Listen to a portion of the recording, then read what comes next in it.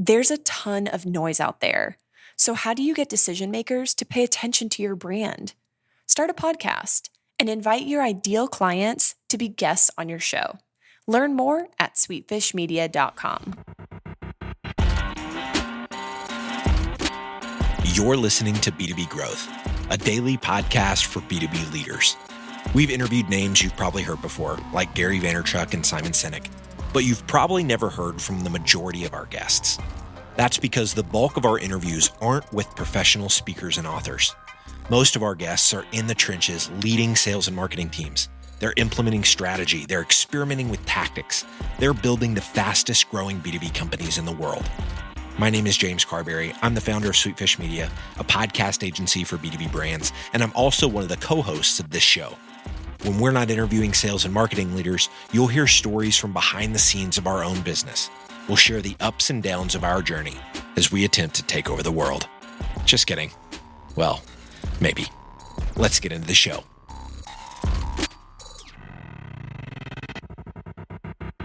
Okay, we'd like to welcome to the show Tyler Walton, the president and founder of 5 Logistics. Tyler, we appreciate you being on the show today. Thank you. It's great to be here, Rex. Well, it's a real pleasure. You guys have made Inc. 5000 last year after only 5 years in business. You're coming up on your 6th year, and I think there's a lot of lessons that you've unpacked for me kind of before we hit record here, and I'm excited to share those through your experience with the audience here. So, Tyler, before we begin, why don't you give us a breakdown of what 5 Logistics does today and kind of where you guys have come from in the past? Sure. 5 Logistics is a family-run 3PL business here in Denver, Colorado. We focus on complex fulfillment, transportation management, and local delivery services. Very good. And what's interesting is kind of the background of where does the company come from? You've got some experience, obviously, in logistics, but what I found interesting is particularly who you started the company with and how you guys got started. If you want to give us a little bit of background there. Sure. I've been working with a large fulfillment provider on the West Coast and traveling quite a bit. I had 3 young kids at the time. This is back in 2011.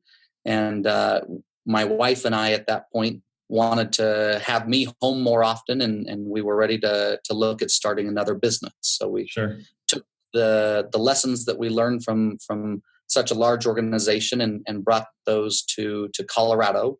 And we have, in our previous businesses, learned a lot of lessons. So we wanted to start this business from scratch. So we did that by naming it something that's personal and unique to us. 5 Logistics stands for the 5 of us in our family, my wife and I and our 3 kids, and we started it without any agencies, any franchises, and a ground up business.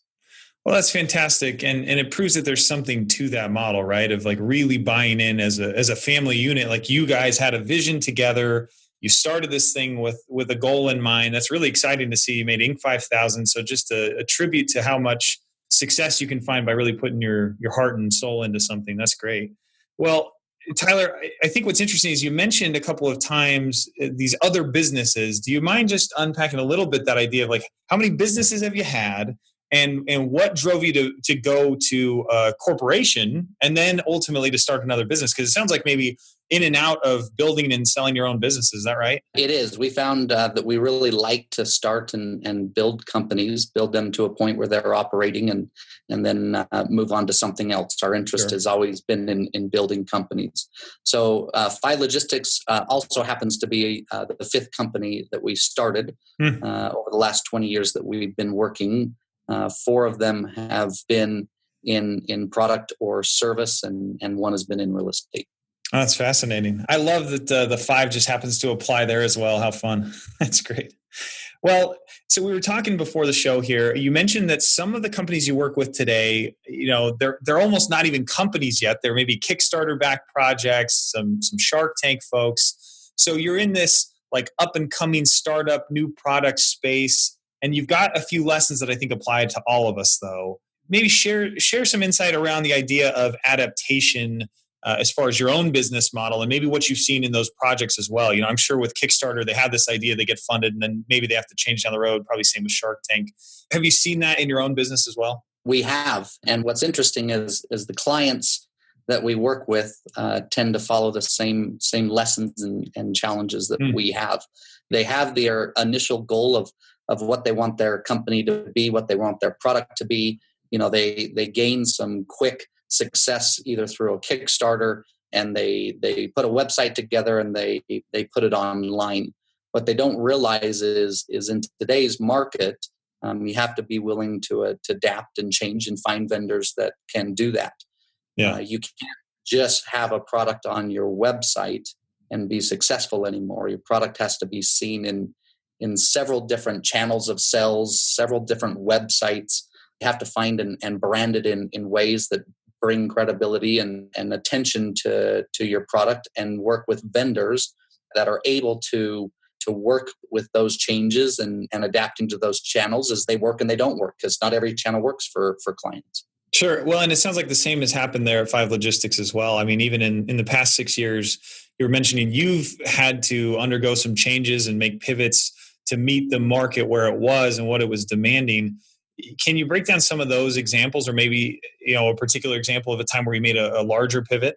Sure. That just came several years ago. We were enjoying the success of the startup. We were focusing on third-party transportation management or truck brokerage. Sure. We were using our own trucks to make a lot of local deliveries. But what we found is our greatest success was our ability to help clients manage their inventory and ship their orders. And as they got into more of a consumer-facing standpoint, they were wanting to break down the cases of product and the pallets of product down to single items that we would pick, fulfill, and ship.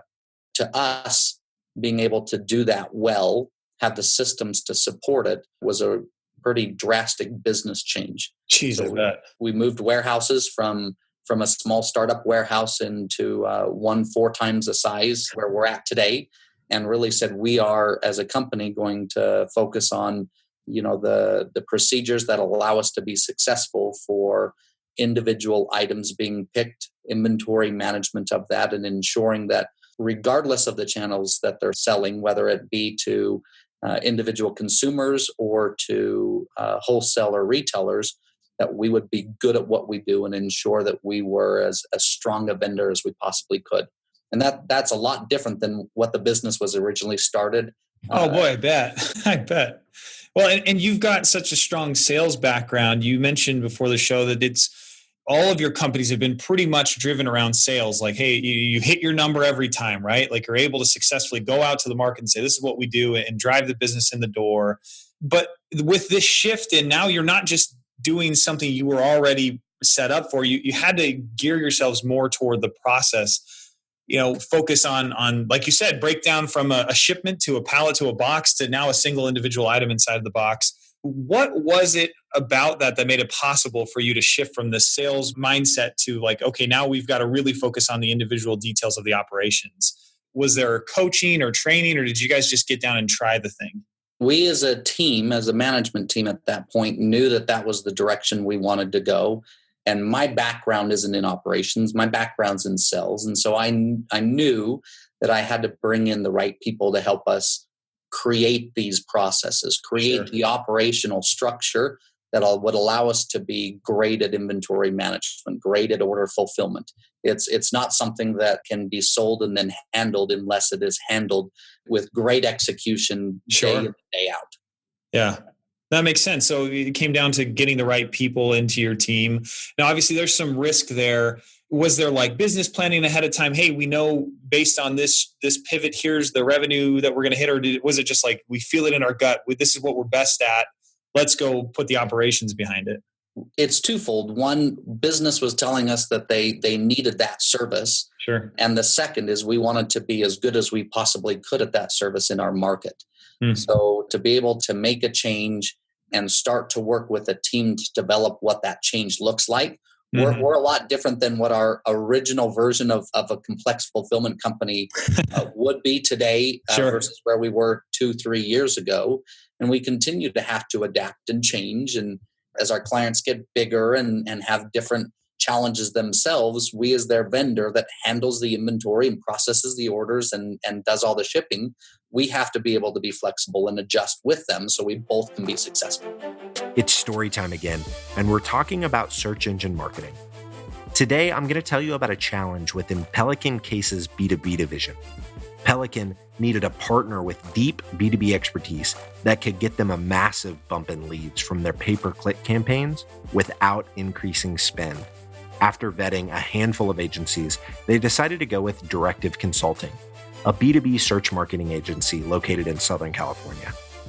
Directive took on this challenge by refining their targeting and building custom landing pages for their advertising efforts. Once implemented, they saw a 208% increase in conversion rate. Needless to say, Pelican Cases met their initiative. And I have a hunch that Directive can get these kind of results for you too. So head over to directiveconsulting.com and request a totally free custom proposal. That's directiveconsulting.com. All right, let's get back to this interview. You bring up, putting the right people onto the team. And obviously, as you're changing what the organization looks like, sometimes the right people before aren't the right people now, but you've had some success with one of your employees who's been there basically the whole time.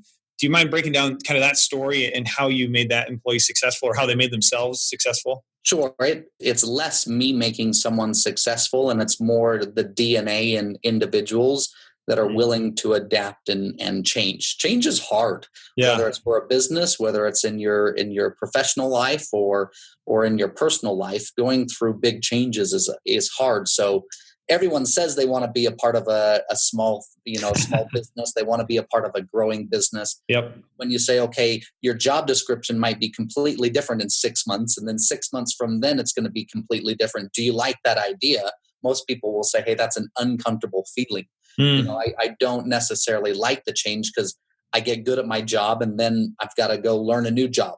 Yeah. And so we have found very great employees. And as you alluded to, we've got one that has been with us from the beginning. It seems like every year her job description changes as she grows. It has always been a customer-facing position, but she has always grown and adapted to the new systems or our new processes or even the volume that comes, with the growing entity. All those changes are difficult, and it takes a unique group of people to be able to say, number one, they want to be a part of that, and number two, they want to figure out how to be really good at that. And for any business that makes it past that, that 3-year small business or that 5-year, small business number that everyone, fights to get to me, it's really the people that you work with, and it's the offering that you continue to refine and change and adapt so that you can be as good a company as you possibly can the year that you're there. Sure. And do you find then, in order to identify those people as early on in your business as you can who are going to be able to adapt with it? Because obviously at some point you've got to hire for a skill set that you need today, but are you also kind of filtering by attitude, or because you can hire for aptitude, you can hire for attitude, and ideally you find both, but is there one more weighted than the other? I wish I could say yes to that. We have not been as lucky as I would like to say in finding the right employees up front. In employee management, finding the right labor to do the job is extremely difficult. Yeah. But I can say when you find someone that is good at what they do, and it might be, personality driven being the biggest indicators, because you can teach people to do a lot of things. They can learn how to do a job if they have the right personality to do so. Yeah. So for us, personality is very important. It's probably one of the lead indicators. Because everything else, I think, can be taught and managed and overseen. But the attitude and how they approach and think about things is something that cannot be taught. No, I love that. I think that's great.